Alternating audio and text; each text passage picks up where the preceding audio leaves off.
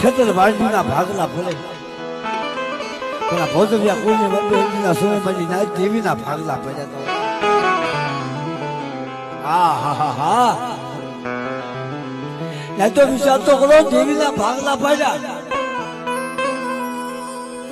પણ એમાં મોટો ભાઈ એની ઉંમર 12-13 વર્ષની ઉંમર એને ખબર પડે મારે ધોળવું હોય તો મારા બાપનું દેરું પૂજાય મારા માની દેવી ન પૂજાય મારા માની દેવી ન ધૂણાય ખબર છે મારી નાય પછી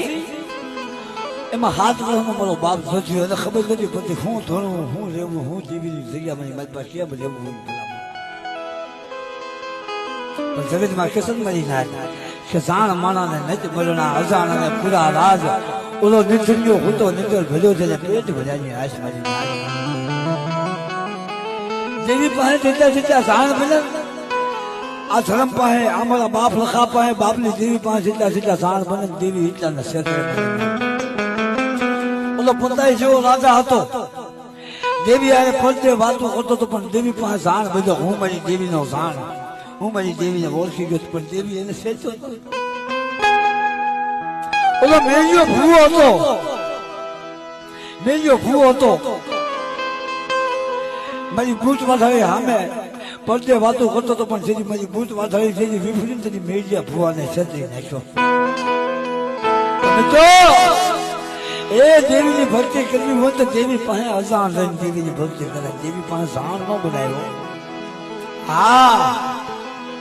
દેવીની ભક્તિ કરવી હોય તો અજાણ રહીને દેવીની ભક્તિ કરાય જેટલા જાણ બને આ દેવીનો ભૂવો ઉતરી જાય ત્યાં દેવી જેને સગતી મારી પાસે છેતરી નાખે કારણ કે ભલા મને આ તો દેવી છે આને કોઈ પામ્યું નથી આને કોઈ પામશે નહીં એટલે આ વીરનો ગોળો છે આ દેવી ખુલ્લી તલવાર છે જો આને બસ ભરવા આવી ને જગતની મારી મળવાનું છે મારી આની ભક્તિ કરાય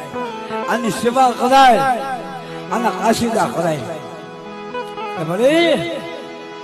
જગતની માતા